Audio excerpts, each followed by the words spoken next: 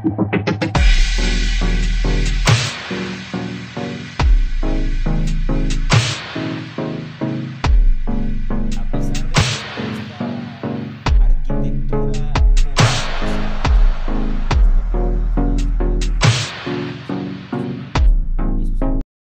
una linda y maravillosa tarde. Mi nombre es Eliseo Muñoz Mena.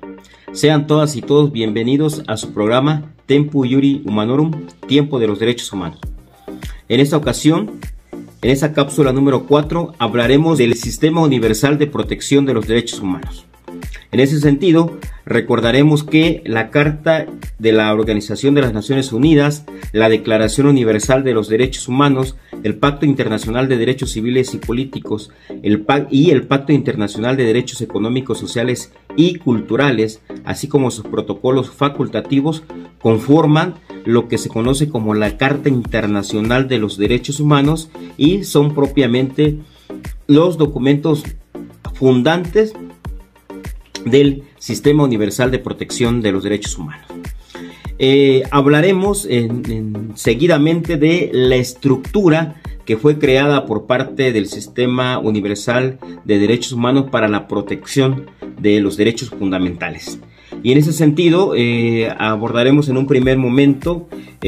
4 componentes de naturaleza normativa y mecanismos de protección, que son los siguientes. En primer lugar, las normas uniformes internacionales y generales para todos los estados que forman parte del Sistema Universal de Derechos Humanos, que se conforma por la Carta de la ONU, los diversos tratados internacionales, entre los cuales podemos mencionar a las convenciones, a los pactos, las declaraciones que se han emitido, los acuerdos y documentos, así como los protocolos facultativos.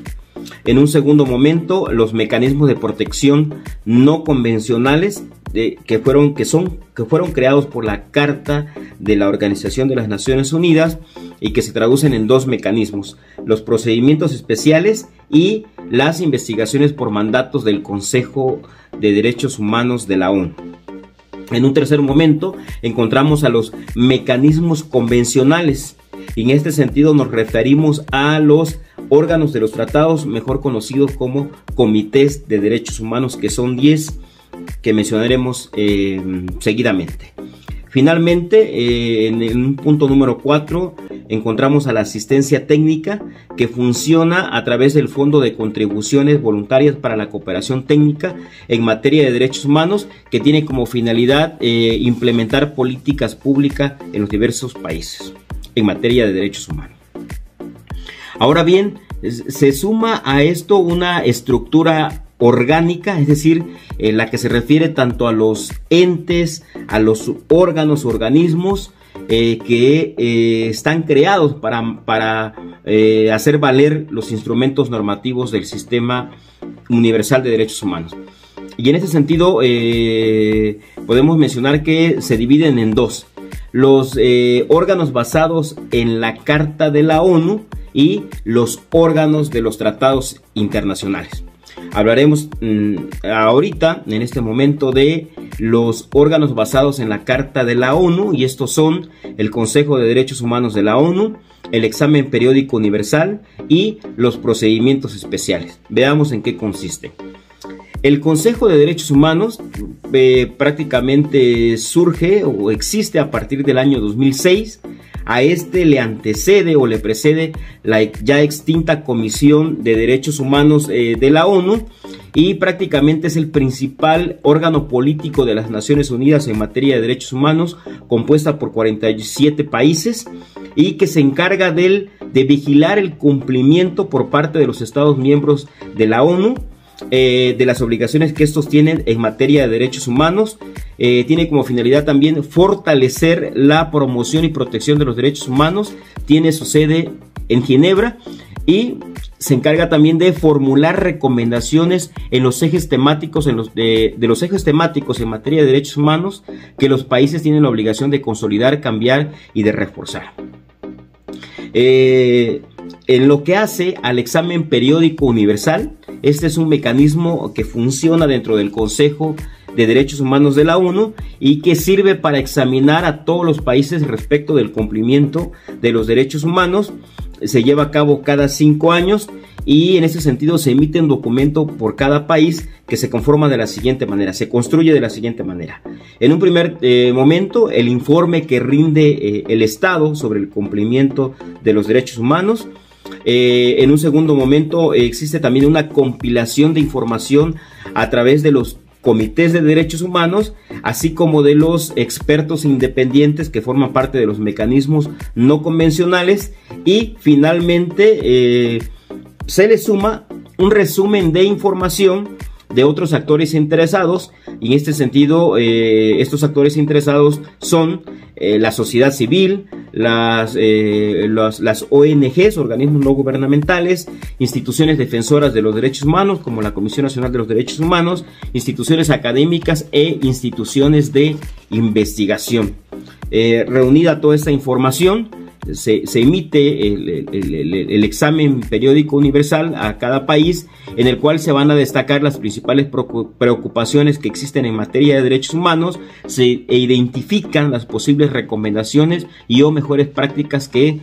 los países deban de consolidar. En un tercer momento existen también los procedimientos especiales. Estos fueron creados por el Consejo de Derechos Humanos para la protección de los derechos humanos, a través de los cuales a través de estos procedimientos especiales se informan y asesoran, se informa y se asesora sobre la situación de los países o cuestiones temáticas en el mundo entero. Están a cargo de expertos y expertas independientes, y funcionan en dos ejes, en un eje temático y otro relacionado con la situación de los derechos humanos en países específicos donde exista mayor vulneración a derechos humanos. Hasta octubre del año 2021 existen 41 relatorías temáticas y 13 relatorías de países. A través de estas relatorías temáticas, a través de estas relatorías de los países, se analiza la situación de los derechos humanos, se asesora a los estados, se alerta a la comunidad internacional sobre situaciones que pudieran constituir violaciones a los derechos humanos, se aboga por las víctimas de violaciones a los derechos humanos. Podemos mencionar como ejemplos, en el ámbito de procedimientos especiales temáticos, a grupos de trabajo relacionados con personas afrodescendientes, grupos de trabajo relacionados con detenciones arbitrarias, relatorías especiales para la libertad de expresión, de religión, una relatoría especial sobre el cambio climático, entre otras. Ya mencionamos que son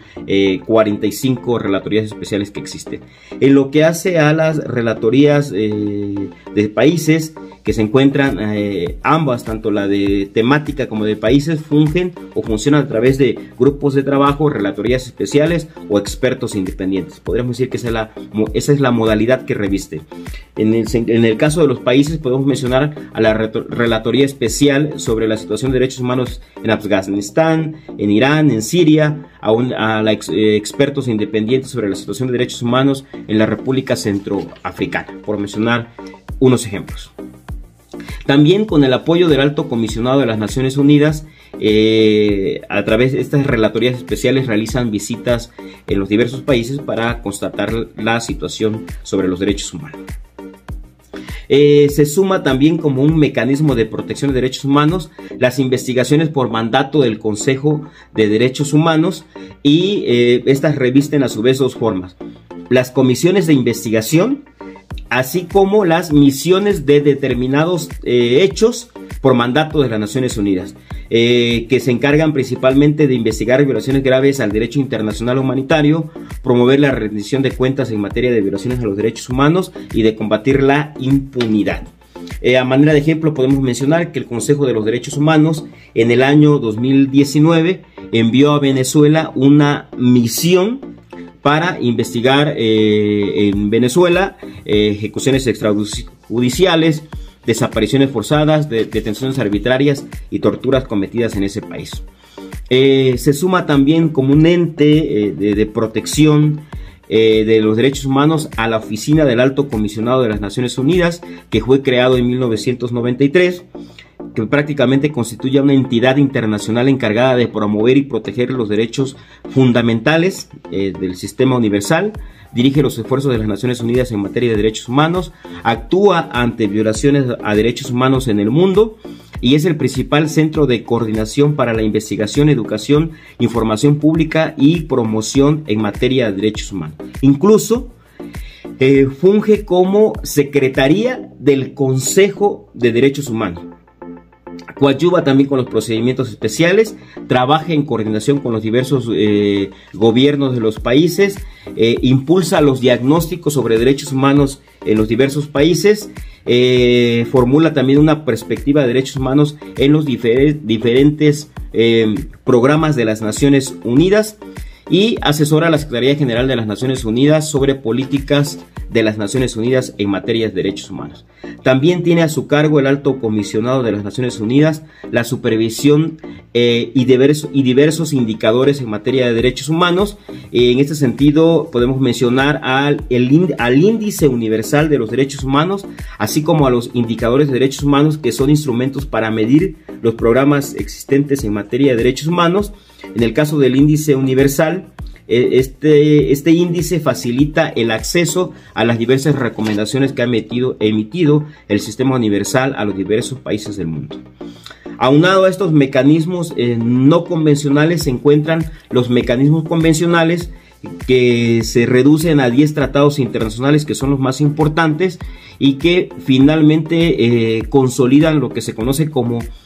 Comité de Derechos Humanos o Comité de los Tratados, constituido por personas expertas independientes encargadas de supervisar la aplicación de los principales tratados internacionales. En este sentido mencionamos, número 1, al Comité para la Eliminación de la Discriminación Racial, que supervisa la Convención Internacional sobre la Eliminación de todas las formas de discriminación. Es decir,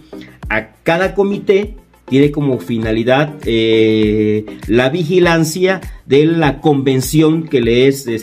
propia en su materia.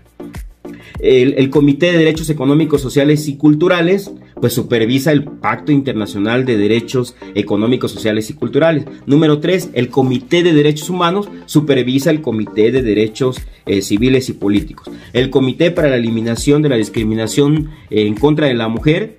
CEDAW, en contra pues supervisa esta convención, la Convención de todas las formas de discriminación contra la mujer. Número 4, y así sucesivamente. Mencionamos en ese sentido, número 5, al Comité contra la Tortura, número 6, al Comité de los Derechos del Niño, número 7, al Comité para la Protección de los Derechos de los Trabajadores Migrantes y sus familias, número 8, el Comité de los Derechos de las Personas con Discapacidad, 9, el Comité contra la Desaparición Forzada, y 10, el Subcomité para la Prevención de la Tortura y otros tratos crueles, inhumanos o degradantes, que tiene como finalidad llevar a cabo visitas en los diferentes centros de reclusión, de detención en los países para prevenir las violaciones al derecho humano a la tortura, tratos crueles, inhumanos o degradantes. A manera de conclusión, podemos mencionar que cada tratado o convención tiene un comité, como ya lo hemos mencionado, que monitorean el cumplimiento de los derechos humanos, recaban información sobre el cumplimiento de los derechos humanos de parte de los estados y de la propia sociedad civil, reciben y tramitan quejas o comunicaciones sobre el incumplimiento de los tratados previstos en el sistema universal, previo a que la persona que ocurra a este sistema universal agote los recursos que se prevén los recursos y medios de defensa legal que se prevén al interior de los países. Adoptan también medidas cautelares, formulan conclusiones, formulan recomendaciones en contra de los países, formulan observaciones generales sobre la interpretación, sobre el alcance general de los diversos tratados internacionales. También emiten observaciones particulares a cada país en específico y en cada materia en lo particular. Adicionalmente, esos comités tienen facultades también vinculantes. Emiten resoluciones en las que se determina la responsabilidad internacional de un Estado sobre violaciones a los derechos humanos. Y en este sentido podemos mencionar para el caso de México el caso de Lidia Cacho, en el que en el 31 de julio del 2018 el Comité de Derechos Humanos de la ONU determinó prácticamente la responsabilidad internacional de México por violar los derechos humanos a un recurso efectivo, a la igualdad, a la prohibición de tortura, a la libertad de expresión, a la prohibición de detenciones arbitrarias en contra de Lidia Cacho, quien fue acusada de difamación y de calumnia después de haber publicado un libro que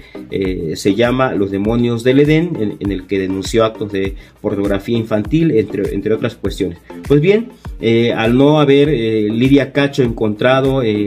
la tutela de sus derechos humanos en el sistema jurídico mexicano, ocurrió al Comité de Derechos Humanos y finalmente el Comité de Derechos Humanos determinó la responsabilidad internacional del Estado mexicano. Por supuesto que México ha recibido recomendaciones internacionales en materia de tortura, desaparición forzada de personas, trata de personas, violencia contra la mujer, ejecuciones arbitrarias y de personas privadas de la libertad, entre otros temas, por violaciones a derechos humanos. También es importante mencionar que un comité de derechos humanos no puede conocer de violaciones a los derechos humanos, como he dicho, sin que se agoten previamente los recursos internos.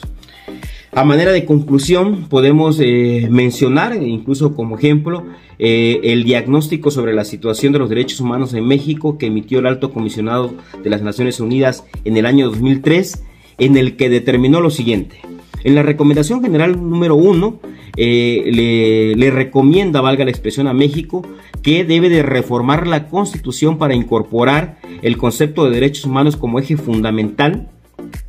de la misma y reconocer a los tratados de derechos humanos una jerarquía superior a los órdenes normativos federales y locales, con el señalamiento expreso de que todos los poderes públicos se sometan a dicho orden internacional cuando éste confiera mayor protección a las personas que la Constitución o los ordenamientos derivados de ella. Veamos que México cumplió propiamente con esta recomendación que fue hecha en el 2003 hasta el 10 de junio del año 2011, cuando elevó a nivel constitucional a los derechos humanos. También en este diagnóstico, el Alto Comisionado